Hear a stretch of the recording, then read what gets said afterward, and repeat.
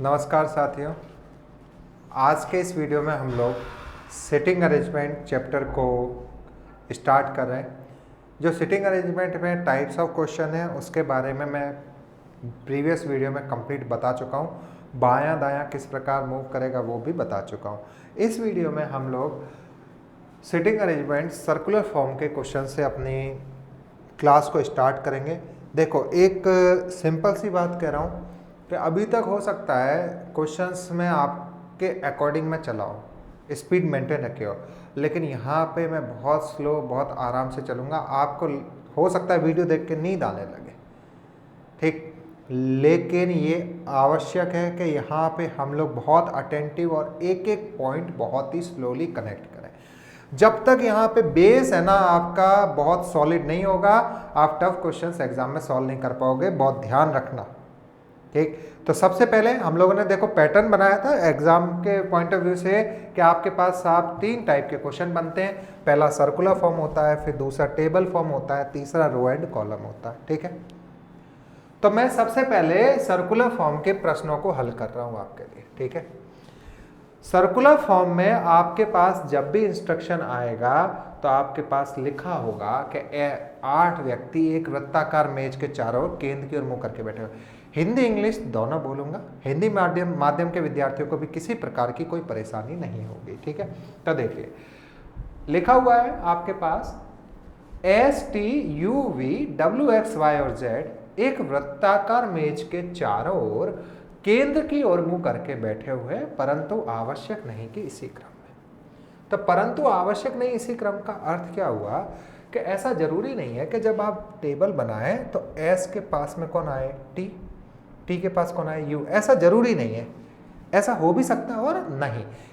तो इस बात को आपके क्लियर करने के लिए एग्जामिनर हमेशा ये लाइन लिखता है कि but not necessarily in the same order, ठीक है। तो ध्यान रखिएगा कि सेम ऑर्डर का मतलब क्या हुआ कि जरूरी नहीं कि यही ऑर्डर आपको सिटिंग अरेंजमेंट में भी मिले, अर्थात एस के नेबर में टी मिले, टी के नेबर में यू मिले, ये जरूरी नहीं, ठीक। चलिए आगे पढ़ते हैं।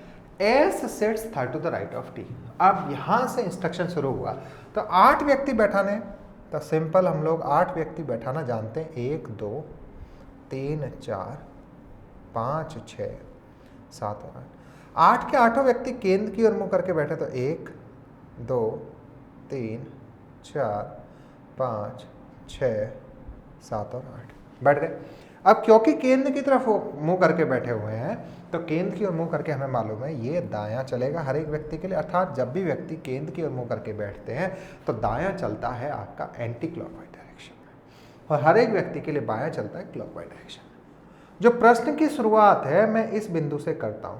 इस बिंदु से प्रश्न की शुरुआत करने के लिए मेरा रीजन है कि जो मेरा दाहिना हाथ चलेगा वो व्यक्ति का दायां होगा और जो मेरा बायां हाथ चलेगा वो व्यक्ति का बायां होगा, ठीक है। तो 8 व्यक्ति बैठा है। एस टी के दाहिनी ओर तीसरे स्थान पे, तो एस दाहिनी ओर है टी के, और कौन से स्थान पे, तीसरे। प्रश्न को शुरुआत करना आना चाहिए, शुरुआत करने सीखे अभी। तो एस को दाहिनी ओर लेना है टी के तीसरे स्थान पे, तो मैं यहाँ पे लिखता हूँ टी। प्रश्न में मैं हमेशा शुरुआत यहाँ से ही करूँगा, हमेशा परफेक्शन बनेगा। एक ही पॉइंट से शुरुआत कीजिएगा, ये ध्यान रखिएगा। और भाई ये ध्यान रखेंगे कि पेपर जो बनेगा ना अपने पास एग्जाम में, वो पूरा का पूरा पेपर सिटिंग अरेंजमेंट और पजल से ही बनता है, ठीक। तो इनके ऊपर बहुत अच्छे से, बहुत आराम से चलने की आवश्यकता है। यदि नहीं चले तो बाद में मेरे शब्दों को ध्यान रखना, परेशानी भी इन्हीं 2 चैप्टर्स में आती है, ठीक। तो बहुत आराम से, धीरे धीरे, पेशेंस के साथ चीज़ें सुननी है, समझनी है। तो टी को टी के दाहिने और तीसरे स्थान पे एस लेना है, तो टी लिखा, ये पहला दाहिना हुआ, दूसरा दाहिना हुआ, तीसरा दाहिना, यहाँ पे एस लिखा। समझ में आई बात सभी को? आगे देखें। U और X के मध्य केवल 3 व्यक्ति बैठे, तो आपसे कह रहा है कि सब U और X के मध्य केवल 3 व्यक्ति बैठे हैं। यदि U और X के मध्य 3 व्यक्ति बैठे तो आप देखिए अभी यहाँ पे U और X की कोई जानकारी दी हुई नहीं है। जानकारी नहीं दी होने का अर्थ समझिएगा, जैसे मान लीजिए आप किसी व्यक्ति से बातचीत करना चाहते हैं। एक पुरुष है तो वो चाहेगा मैं अपनी महिला से किसी से बात करूं, तो हर पुरुष की चाह होती है कि भाई वो भी किसी न किसी महिला से बात करे, महिला मित्र हो उसकी। बातों को अदरवाइज मत लीजिएगा, बहुत मैच्योर पर्सन बैठे हुए आप लोग, ठीक है। तो मेरी बात केवल और केवल सिटिंग अरेंजमेंट सिखाने के संदर्भ में ही है, इसके कोई अन्यथा अर्थ नहीं है। तो मैंने आपको बोला कि हर एक पुरुष की या हर एक प्लस की एक चाह होती है कि उसकी किसी न किसी माइनस से दोस्ती हो। तो अगर प्लस को माइनस से दोस्ती करनी है या रीजनिंग में सिटिंग अरेंजमेंट सीखना है, तो माइनस से समझना तो होगा कि माइनस आपसे बातचीत करना भी चाहती है कि नहीं। तो आप पहले दिन गए माइनस के पास, प्लस माइनस के पास गया, प्लस ने कहा एक्सक्यूज मी, मेरे को ये क्वेश्चन नहीं आ रहा है, क्या आप मेरे को बताएंगे? माइनस ने कहा हाँ भाई, भाई नहीं बोला सॉरी, हाँ बैठो बताती हूँ। और माइनस ने पूरा सिटिंग अरेंजमेंट आपको बताया, साथ में मेरी बुराई भी कर दी। कहा अरे यार जो रीजनिंग का पढ़ाता है ना मास्टर, उसका पढ़ाया तो कुछ भी समझ में नहीं आता। ठीक, माइनस भी कहे हाँ यार ठीक है चलो, पर फीस दे दी तो पढ़ना तो पड़ेगा ही ना। अब ये प्लस माइनस के दोनों के विचार मिले एक प्रश्न की मदद से। अगले दिन प्लस फिर गया कि एक्सक्यूज मी आपके पास पेन है क्या? माइनस ने कहा हाँ लीजिए। माइनस ने पेन दिया। दोनों की धीरे धीरे बातचीत होने लगी। बातचीत का प्रारंभिक बिंदु क्या था वो आपने कैच किया? बातचीत का प्रारंभिक बिंदु या हिंट पॉइंट कहां से प्लस को मिला कि माइनस ऐसे बात करेगा कि प्लस ने जैसे ही माइनस से कहा ये क्वेश्चन नहीं आ रहा, माइनस ने बहुत पोलाइटली उसको कहा हाँ ठीक है। तो दोनों में बातचीत होने लगी सब्जेक्ट के रिगार्डिंग। दोनों बहुत अच्छे मित्र बन गए। तो ये मित्र बनाने में रीजनिंग के एक प्रश्न का योगदान रहा, और ये योगदान प्लस ने कैसे समझा, हिंट कैसे लिया कि भाई उसने कहा कि क्वेश्चन आता है कि नहीं आता है। तो जब हिंट मिला तभी तो भाई प्लस माइनस के पास रुका। क्लियर? तो हिंट मिलेगा तब तो उस लाइन को अप्रोच करना है। ठीक, अब ये कनेक्ट करता हूं सिटिंग के साथ। बात को केवल केवल मजाक में मत ले जाना, आगे मैं नहीं करूंगा, पूरे चैप्टर में मजाक नहीं करूंगा। ठीक, तो दूसरे सुने। अब किसी प्लस ने कहा माइनस से पेन है क्या? माइनस ने कहा, या प्लस ने सेम स्टोरी रखे तो प्लस ने कहा क्या एक्सक्यूज मी क्या आप मेरे को क्वेश्चन बताएंगे सिटिंग अरेंजमेंट का? माइनस ने कहा क्वेश्चन तो मैं कुछ नहीं बताऊंगी, अगर आगे से मेरे से बातचीत की ना तो कराटे में मेरे पास ब्लैक बेल्ट है, वो जरूर दिखा दूंगी तेरे को। तो प्लस आप मेरे को बताइए कि अगले दिनों से ये पूछना जाएगा पेन है क्या आपके पास? तो आप सब समझ रहे होंगे नहीं भाई कौन जाएगा, प्लस तो बिल्कुल नहीं जाएगा। वो तो कहेगा कि दीदी आपसे मैंने केवल और केवल क्वेश्चन पूछा था, आप तो मेरे को डांटने लग गए, माफ़ करो मैं आपसे कोई अन्यथा बात नहीं कर रहा था। आगे से प्लस कभी उस लड़की की तरफ देखेगा भी नहीं। क्लियर? कभी बातचीत भी नहीं करेगा, सब्जेक्ट के रिगार्डिंग डिस्कशन भी नहीं होगा। ये क्यों हुआ?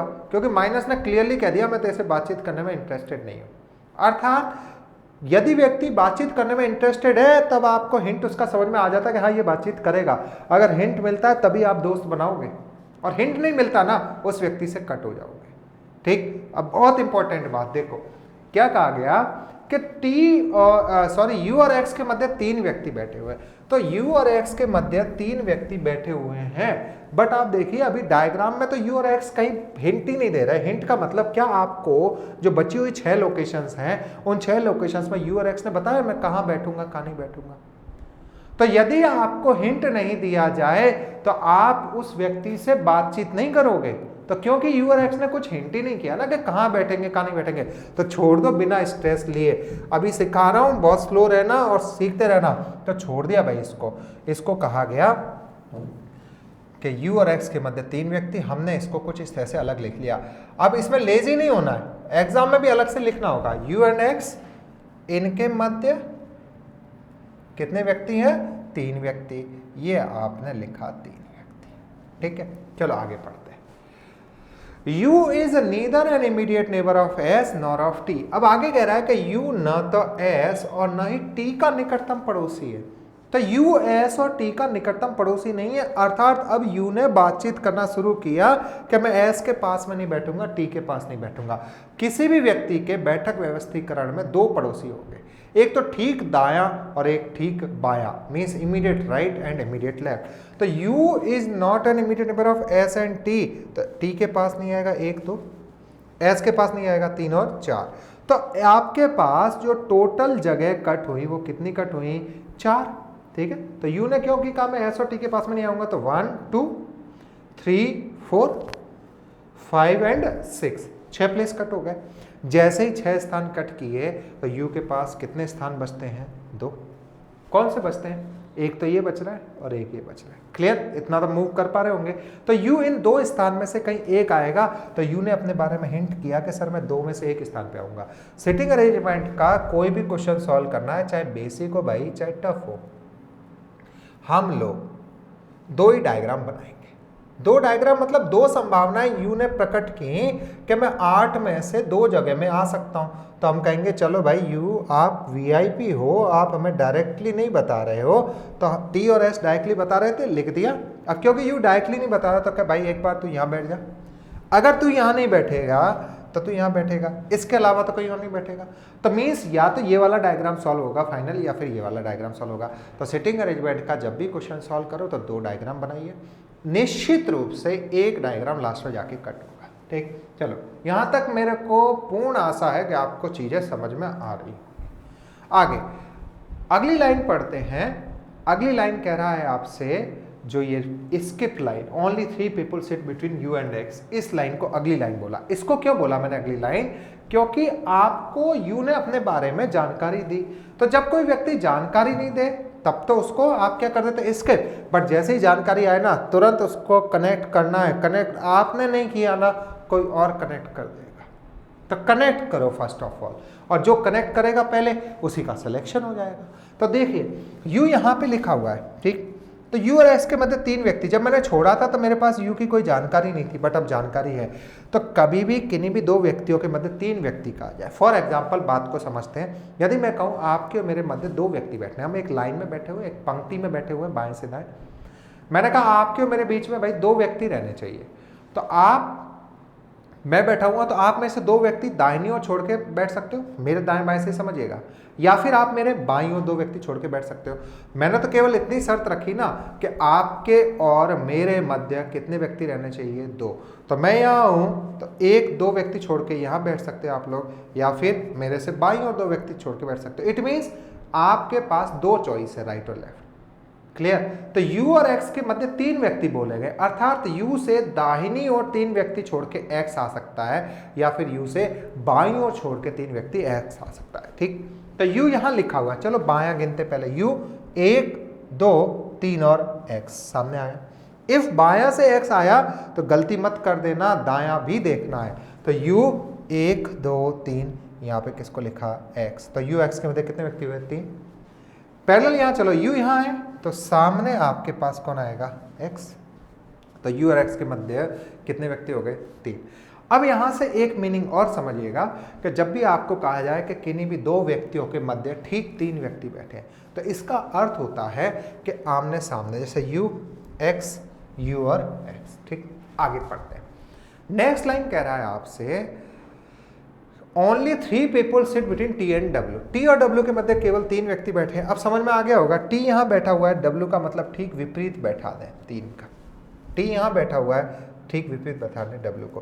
ठीक, तो ये टी और डब्ल्यू के 3 व्यक्ति। आगे Z sits on the immediate right of W. Z किसके ठीक दाहिनी ओर बैठता है? डब्ल्यू।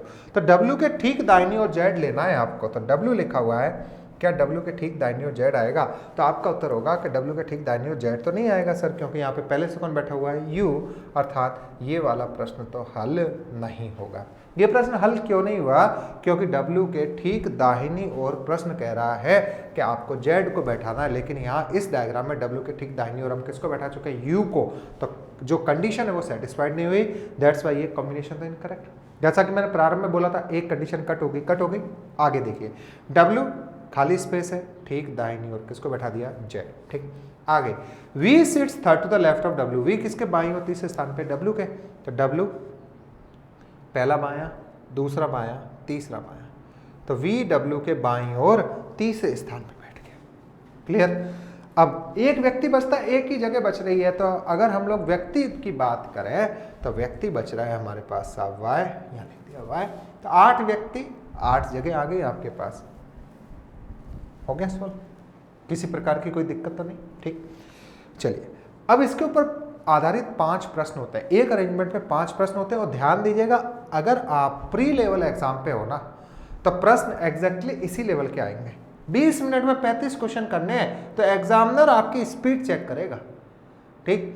मेंस में जाओगे तब हाँ टफ क्वेश्चन होते हैं, बट वो सर्कुलर फॉर्म से टफ क्वेश्चन ही नहीं आते, आपके पास पजल से टफ क्वेश्चंस बनते हैं, ठीक। तो ये सर्कुलर फॉर्म जितना बता रहा हूं आपके एग्जाम के पॉइंट ऑफ व्यू से प्री लेवल में पूछा जाता है, सफिशिएंट है, क्लियर। 5 क्वेश्चंस होते हैं। जैसे पहला क्वेश्चन है, how many people are seated between S and Z when counted from right of S.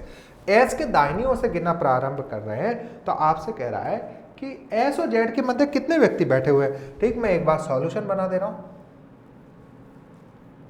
ये आपका कुछ इस प्रकार सॉल्यूशन था, टी वी एक्स, फिर उसके बाद एस डब्ल्यू जेड यू और वाई, ये आपके पास